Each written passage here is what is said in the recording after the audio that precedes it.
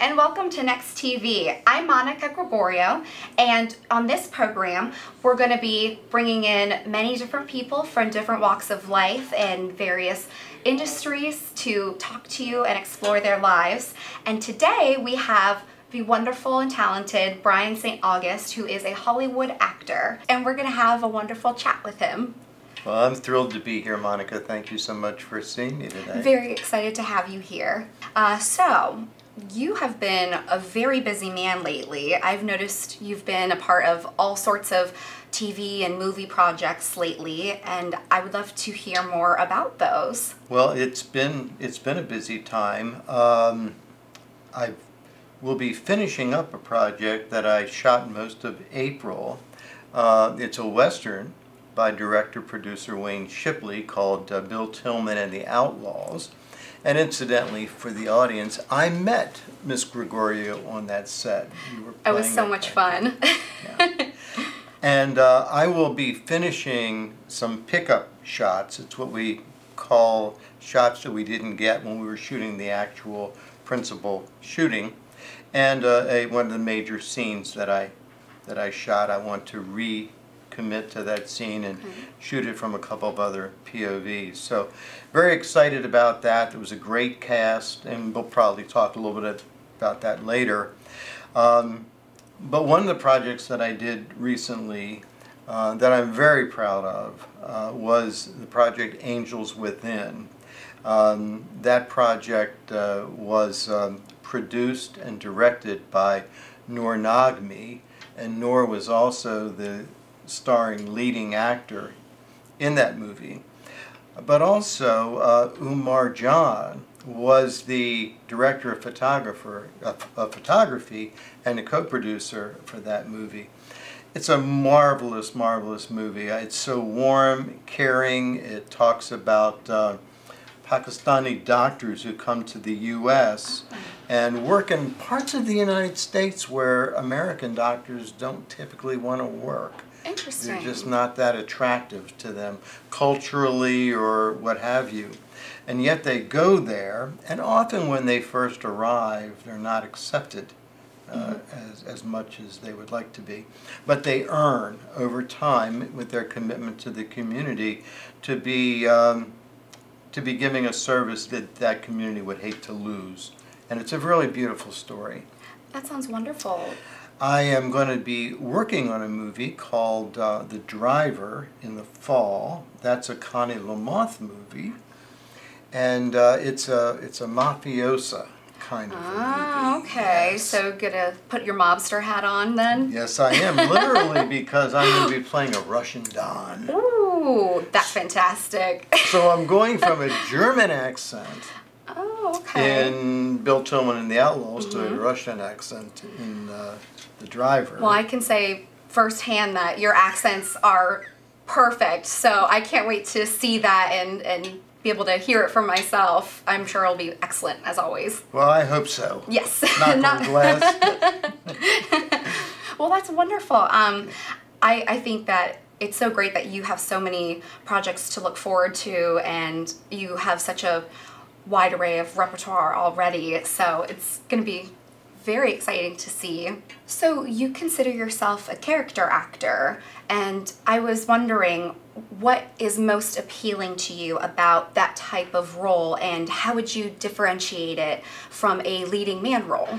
That's a really good question. To me, the attractiveness of a character actor is that I get to play a lot of different characters with very different looks, very different accents, and sometimes very different voice effects. I did a character in a Western movie called One-Eyed Horse about, I don't know, 9 or 10 years ago. His name was Colonel John Cousins, and he was speaking English. But here's how he spoke. There I was, you know. That's great. And that's the nature of a character actor, to be creating those kinds of effects. In that case, I did create it, and in the case of my accent in Bill Tillman and the Outlaws, that's an accent that I created. The director only gave me an idea of what he wanted, and then he was happy with what I showed. But in any event, being able to do a lot of different characters, having my hair like down to my waist, changing it up quite a bit. being a blonde or being dark-haired, having wow. I have a mustache now, but in The Driver, I think you'll see me with a goatee. Okay. Yes, I've had a full beard. I mean, it's just amazing wow. the differences. And leading men, I think. If you think of someone like Harrison Ford, well, yes, he's also played a lot of different characters, but when the studio hires Harrison Ford, they're hiring him because he has a tremendous following, and they want to see Harrison Ford. So basically, no matter how they dress him up, that's what they're going to see, is the lead actor, the star. A character actor, most of the time, people won't recognize us until they see the credits. I have some friends that know my work very well, and particularly my TV work, because I had done a lot of that, and they'll send me screen grabs of projects that they see me in all over the country. And they only can do that because they recognize my eyes and my voice. Oh, wow. So they're surprised. Okay. Yeah, but they really never say, oh, that sounds like Brian. So your friends will be watching and, oh, that's Brian. Oh, yeah. Exactly. Yeah. That's very cool. So how do you kind of change it up? Because it sounds like it takes a lot of practice putting on different hats and making your roles different from one another and really adding those layers to make that character special. Well, that's a really good question also, Monica, because the director or the script will only give you some ideas about that character. The rest you kind of have to do for yourself. And what I always do with a character such as Wolfgang Gulman that I played in Bill Tillman and the Outlaws is to create a backstory for the character that I'm playing. Just because if it's an extraordinarily unique character who's very eccentric, if you don't have a backstory that's giving you a sense of his psychology, then people won't think he's credible. Because you won't find him to be predictable in ways that people are. So that's one of the things that I like to do with a character that I'm developing, is to create that backstory. I love that, especially since I've found personally that when you're watching a movie, sometimes the character actor in a role in that movie is the one that you really remember and makes the movie special, you know? Right. So I think that's great. So I'm sure you steal the show quite a bit. Well, I hope so, even though it's not intended to be that way. Yes, no, but that's wonderful, wonderful work that you do. Thank you.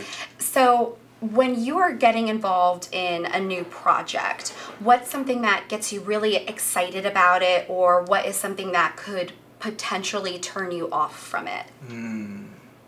It's like you really know me well. Yes. You know, I have some very strong values that kind of are part of my life mission.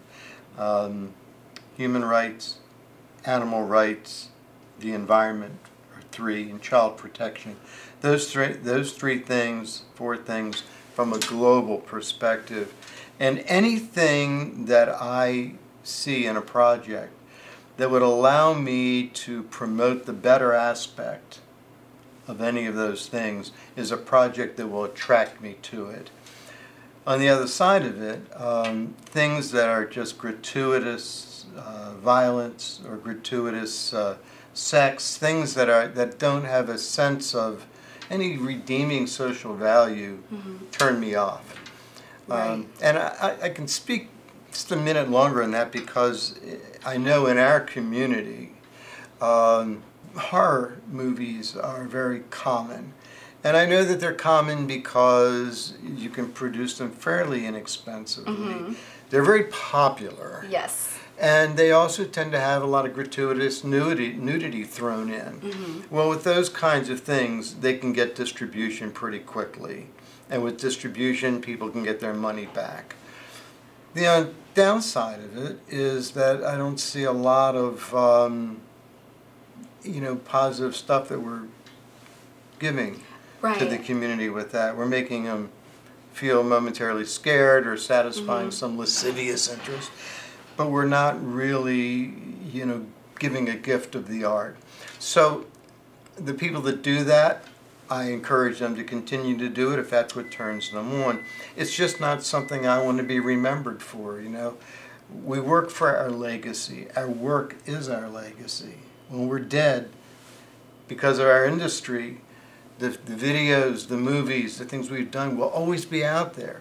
And I want the ones that I've done to be promoting those values. I think that's very well put. So it's safe to say that you feel that something that is sensational is not worth it if it lacks the integrity and quality of a work. Perfect. Good. Thank you. Yeah.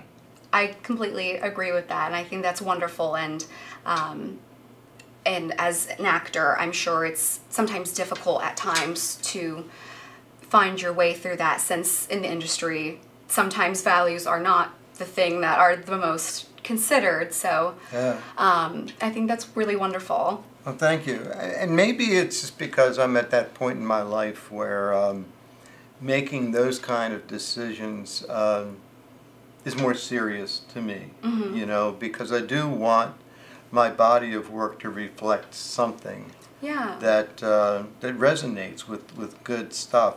I just got a trailer for a project that's under development right now, and the writer and director of this project, his name is Drew Metz. He's a West Coast guy. And the project is called The Incredible Experience of You. Well, just that title got my heart. I mean, wow, great. But what it's about is second chances and people who have suffered depression or considered suicide, really dark places, but have come out of that and discovered themselves, rediscovered themselves, recreated themselves, and seen the magic of what they're about. That sounds very inspiring, and something that I feel a lot of people could really relate to. I think so too, and I think that's a message that whoever's involved with that project, they're going to be giving a gift to people now, but to people in the future as well. And those are the kinds of projects that I really like to be involved with. It's so great that you think about the bigger picture of not just, do I like this role, do I like this movie? It has a bigger meaning and contributes something more to the world, and we should have more of that. That's wonderful. Yeah. And actually, speaking of actors, I heard that you were actually trained by your daughter and son, and I would love to hear how that happened. Well, I'll try to be successful. I spent most of my mature career doing organization development and human resources work all over the world. And that was somewhat fulfilling. There was a part of it in me that was missing, but I didn't know what that was. I did know that most of my life I was on the shy side. I was introverted. I was a songwriter since I was 13. Oh, wow. Yeah, that's really how cool. I started in my art form, was my music and being able to write. And I think a lot of songwriters are that way because they have trouble expressing themselves spontaneously because of shyness. And they are thinking about what they're going to say before they say it. And there's always a little delay. So it was 1999 October. I found myself with a very unexpected heart surgery. Oh my. That was one of those that, you don't get it, or you don't get it right, you're not here. Okay, so. And as a matter of fact, my bedmate, sometimes you have, yes, that was going down for the surgery with me, he didn't survive it. Oh gosh. So yeah, so when I did, it was very hard. So when I came back from it, and I did experience some depression with that, but I ultimately made the decision that had I died on October 4th, 1999, what would the things have been that I would have regretted not having done because I was timid or shy? Yeah. It wasn't like jumping out of an airplane or something. It was more serious than that. And I had always had trouble playing like one-on-one as an artist, guitarist, a vocalist, playing for an audience by myself. I could play with bands, I could do things in the studio, always pretty good. But playing live and presenting by myself was very difficult. So I made a commitment to try to break down those walls. And I began to do that by playing different places with my brother and then playing by myself, and ultimately playing about 135 gigs a year all over the country. But that opened me up to things I had never thought of before, because I began to build a different sense of confidence in my own personality and my own value as a person. My kids were always actors. My daughter's an outstanding actor, did a lot of TV before she went to LA, where she is now. My son is a terrific actor, and he was in Bill Tillman and the Outlaws with me. Right, right. As well as in Day of the Gun. He's done a lot of TV work. He just did Legends and Lies on Fox. So recently. cool, Yeah, okay. he's very, very good. But I had not studied anything like that. Very They're new for both, you. yeah, they're both classically trained theater actors, just terrific. And I remembered, and this was maybe 2001, 2000. My surgery was in '99. My daughter was shooting a movie for a producer named Don Doler, and the movie was called Harvesters. And she called me up one night, and she said, "Dad, I know that you often will read lines with me, but here's an opportunity for you that you may not have thought about. The movie I'm shooting now, there was an actor to play a sheriff, and he's decided not to do the movie. So we're kind of stuck, and I talked to the director about it, and if you're interested in doing it, you could do it. You take a shot." Cool. So opportunity knocked at your door. And my first movie was a principal role, because he spoke. Wow! Oh my gosh!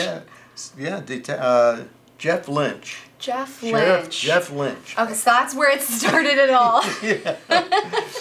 Yeah. So all through my daughter's training in college as well as at home, and through my son's training, they were sharing with me, and they were literally helped me all through the process. And as I was doing more principal stuff over time, they were good and supportive of me, but they're also good in being, giving me good criticism, critiques. yeah.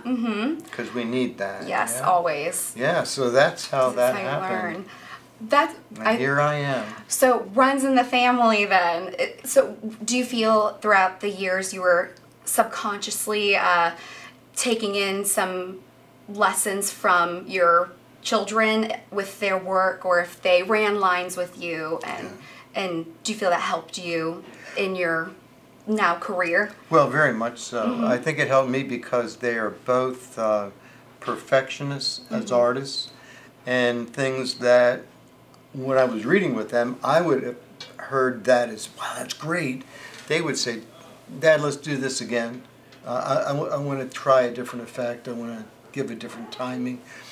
So they taught me to look for those unique things. Yeah, very much so.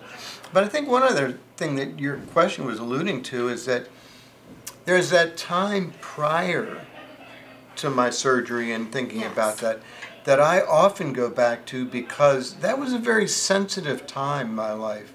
I thought deeply about things, and there's a sense of insecurity in that makes a person feel deeper sometimes.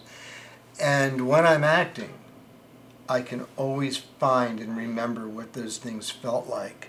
And I think I bring them now to life in a productive way, using those experiences that I didn't enjoy then, but I enjoy now. That's really beautiful that you're able to turn something negative into a positive for your work. It's great that you're able to pull from a positive spot. But what was it that rung in your head acting when you were thinking about, I don't want to have regrets and I want to live my life and not look back and say I didn't do something because I was scared? Was it those things you previously mentioned, or were there any? I think the first one was the music. I really wanted to be able to feel more comfortable, even just playing my own music, but for people, to people, because that was so difficult. I think the beauty of that transition or metamorphosis for me, and it's something that I think everybody can do, and that's that we make a decision and we begin to commit to it, and the more that you commit to it, the more you start to say yes. Because the product of somebody who's feeling insecure is they say no a lot. Because, you know, yes means walking into territory that's unfamiliar. Yeah. So I began to say yes a lot. Yes to the music, playing a gig here, playing in Seattle, Washington, or in Montana, or, you know, things that I never would have done before, in playing for cities. The 4th of July's that I played in Montana, it's such a geographically dispersed population there that you literally could have a number of towns come together to hear somebody play. Oh my goodness, wow. So that was fun. But just making those yeses opened me up to when my daughter made that phone call. She said, "Dad, what do you think?" I said yes. And I say yes a lot now. That's great. So little steps of victory kind of built you up to be able to have that confidence and say yes. We practice like we play. Yes. Well, it's where you are today too, that you have to think for that. So that's wonderful. Thank you. So when you think of actors that you look up to or that you admire for a certain characteristic, whether it be a character quality of theirs or their work, who are some people that you have found as a role model or really appreciate their work? Well, let me mention some of the character actors that I really regard highly, living and dead. Bobby Duvall, Yes. Robert Duvall. He's very similar to me in some ways, except he's a whole lot more successful and more talented. But outside of those small things, Bobby wears a lot of different attire. You know, he's done a number of accents. Just an all-around good character actor. Robin Williams was someone who I absolutely idolized.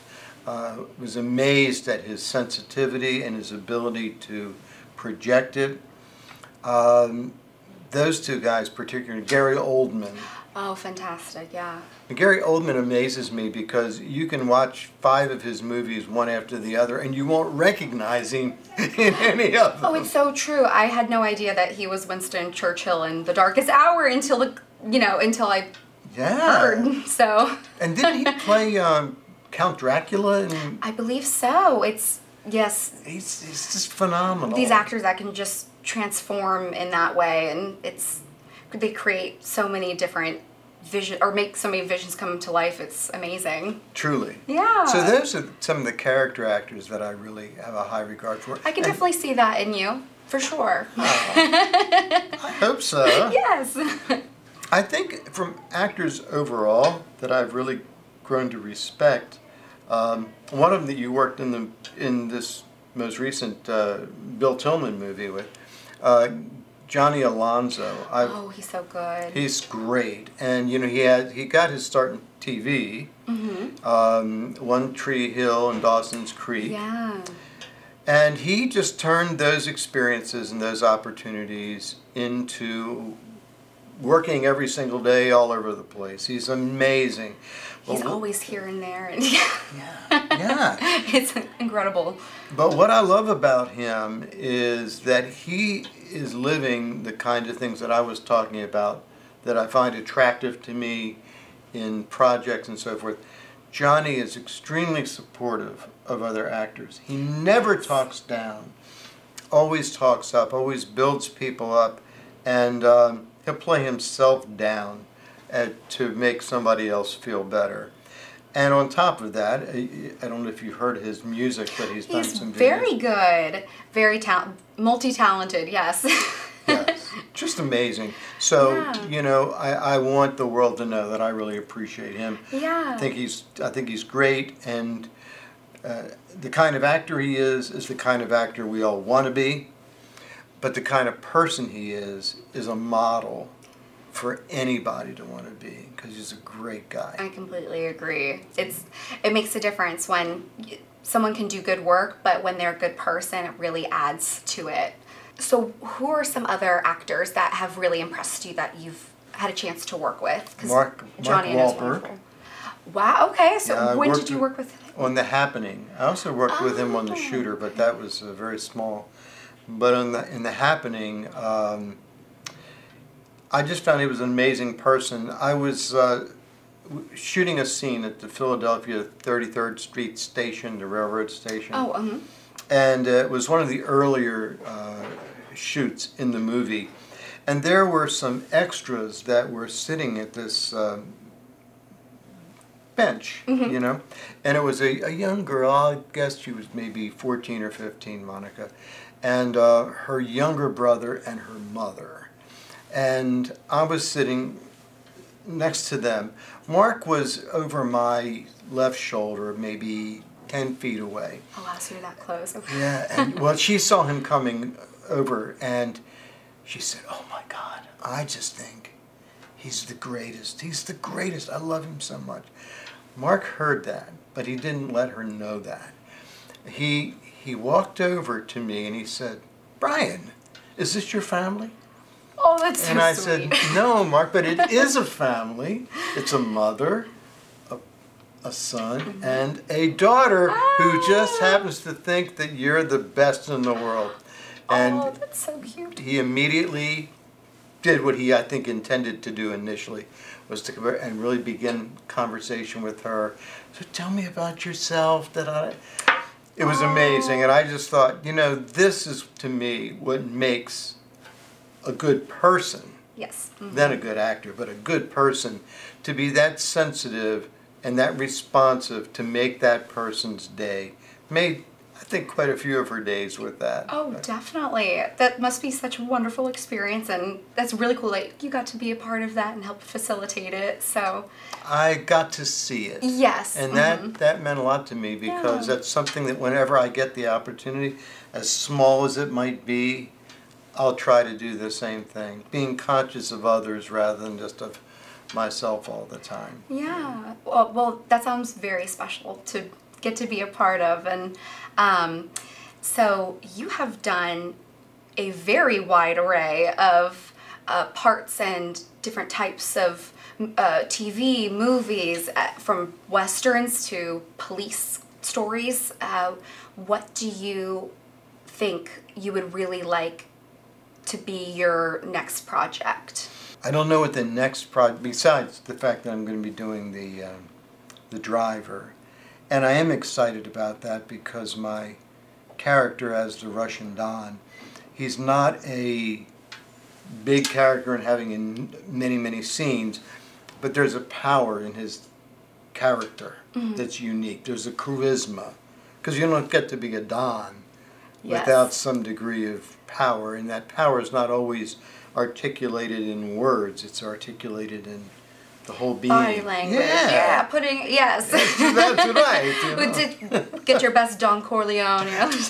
Precisely. So I'm looking forward to that. But the next project that I would, if I could create a romantic comedy or a love story or some magical kind of a story where, you know, there was a payoff in a positive way, The one I was describing for you Yes. before, Mm-hmm. that Drew Metz's project. Right. That kind of a project.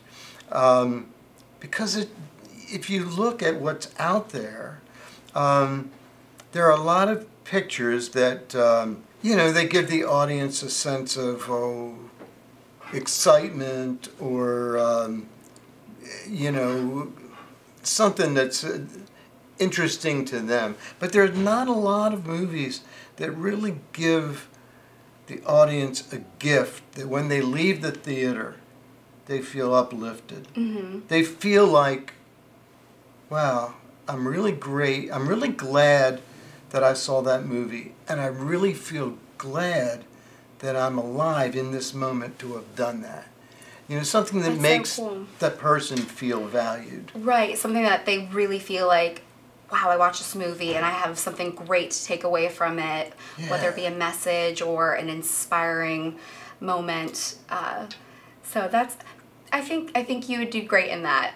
Most definitely. You're a very supportive and inspiring person, especially to those who are new to the industry, which I would actually love to ask you, what would be your advice to a newcomer or someone trying to break into acting? That's a good question, and probably one that has 1.5 million different answers. I guess from my perspective, because I did get into it late, and I did get into it without the normal kind of foundation of acting skills and acting schools and so forth. But I would say to anything you want to do, whether it's acting or singing or painting the wall, if it's what you want to do, do it. Don't let other people tell you, well, it doesn't pay enough, or, it's awfully risky to be in that. You're not going to get a job.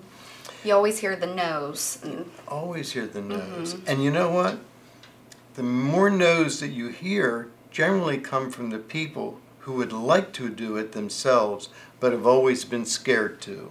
Very interesting. And as a result of that, their defense mechanism is to say, don't you do it. Because what's going to happen if you succeed when they never try? Yeah. Mm-hmm. They have to deal with that. So I say, if you really want something, do it. Mm-hmm. Don't accept other, people's limitations of yourself. The only limitations you have are the ones you put on yourself. And, you don't have to accept any that don't fit. And I would say work as much as you possibly can. I do, in order to support my craft, I do a lot of work as an actor for Johns Hopkins Medical Institute, for University of Maryland Schools of Medicine, shock trauma, pharmacy, nursing, and I work for the MedStar system. Oh, okay. All of these hospitals have a need for people to portray either patients or family members or doctors or nurses so that they can improve their skills. And a lot of the things that I do for those institutions are more emotional and more difficult than anything I've ever been required to do in TV or movie. And I've had some tough things in those different genres. But in the genre I'm talking about, the medical stuff, I do end-of-life projects where maybe it's my end of life. Mm-hmm. I'm told I have terminal cancer. I have 3 or 4 months to live. They have to be able to present that to me well. But I also have to be able to render the experience of being told that to somebody who's a doctor or just about to be a doctor in a way that's realistic enough for them to suspend their reality. If they don't suspend reality, they don't learn anything. That's very important then, and that's very cool that then through your work you can also get involved in the community. It's a pay it forward. Yeah. It goes with that value of Yes. doing that. Mm-hmm.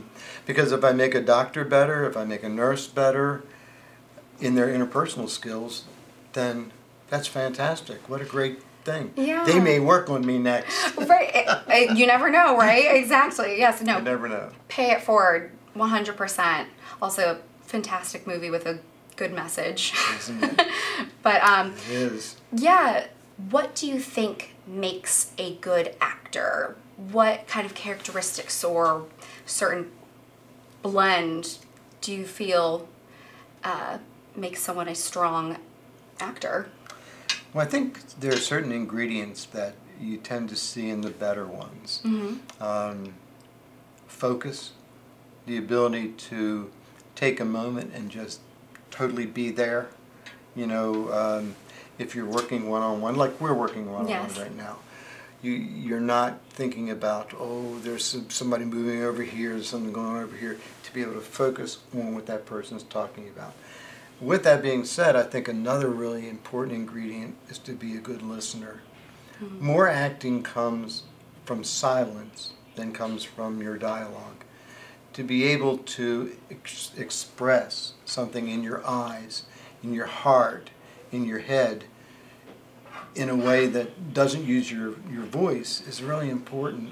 So I think that's a really important quality for an actor to have. Another one I think is to be able to take risks.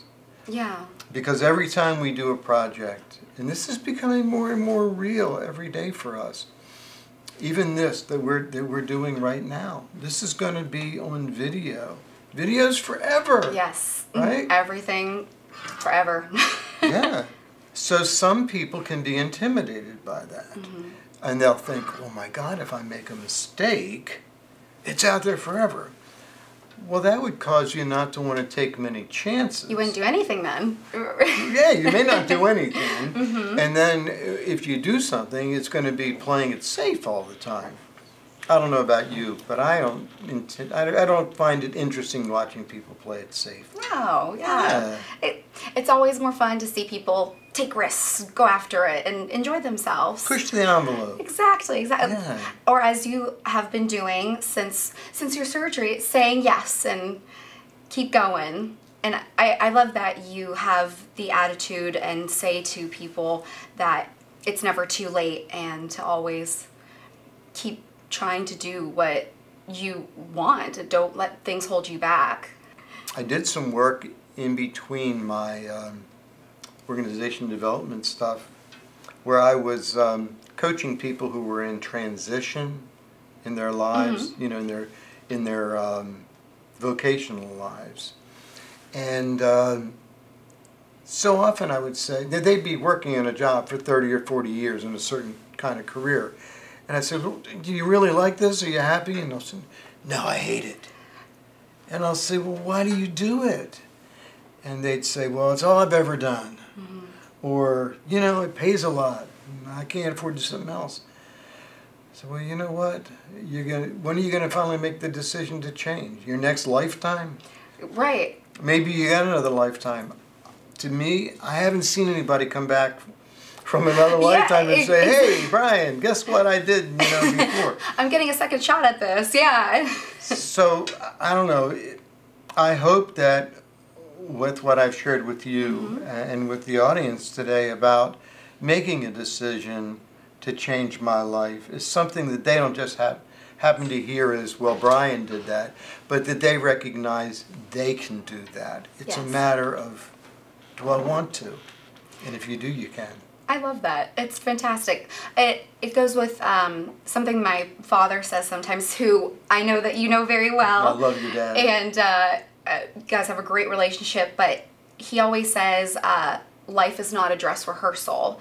It's the final act, and you don't get another chance, so to go for it. And I feel like that is something that resonates, or what you're saying really resonates with myself, and I'm sure the audience as well. It's a matter of suspending reality and being in the moment, recognizing there's no future, there's no past, there's only right now. And this now has been absolutely fantastic. I so much appreciate you taking the time to do this with me. Well, I've loved having you here. It's always a pleasure to work with you and see you, and thank you so much for all your insights and your valuable information. It's a real pleasure and very fortunate to get to speak with you. Well, thank you, and the pleasure has been mine. And it's nice to have a chance to share with all of you today. Thank you so much for joining us as we welcomed Brian St. August to our studio, and we hope to see you next time when we welcome a new guest and keep watching Next TV.